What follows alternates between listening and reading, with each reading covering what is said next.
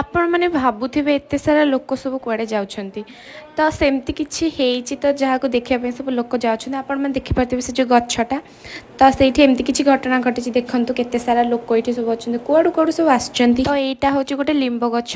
ସେଇ ଗଛରୁ ଏମିତି କିଛି ବାହାରୁଥିଲା ତ ସେ ଲୋକ ସମସ୍ତେ କହୁଛନ୍ତି କି ଏଇଟା ଲିମ୍ବ ଗଛରୁ କୁଆଡ଼େ କ୍ଷୀର ବାହାରୁଛି ତ ଏମିତି କିଛି ହେଇଥିଲା ବୋଲି ମାନେ ଏଇଟା ବହୁତ ରେୟାର ଜିନିଷ ନା ତ ସମସ୍ତେ ଯାଇଥିଲେ ଦେଖିବା ପାଇଁ ତ ମୁଁ ଫାଷ୍ଟ ଭିଡ଼ିଓରେ ଦେଖିଥିଲି ଏଇଟା ଗୋଟେ ଭିଡ଼ିଓଟେ ତ ୟାକୁ ଦେଖି ସାରିବା ପରେ ଏଇଟା ଫାର୍ଷ୍ଟ ଦିନର ଭିଡ଼ିଓ ତ ଏଇଟା ଦେଖି ସାରିବା ପରେ ମୁଁ ସେକେଣ୍ଡ ଦିନ ଯାଇଥିଲି ଫାର୍ଷ୍ଟ ଦିନ କିଛି ଏମିତି ଥିଲା ସେ ଏରିଆ ସଫା ବି ହେଇନଥିଲା ତ ସେକେଣ୍ଡ ଦିନ ଗଲାବେଳକୁ ସେ ଏରିଆ ପୁରା ସଫା ହେଇକି ସେଇଠି ସମସ୍ତେ ପୂଜା କଲେଣି ଦେଖନ୍ତୁ କେତେ ଜୋରରେ ବାହାରୁଛି ଏଇଟା ହେଉଛି ସେ ଲିମ୍ବ ଗଛଟା ଆଉ ପାଖରେ ବି ଗୋଟେ ସାହାଡ଼ା ଗଛ ଅଛି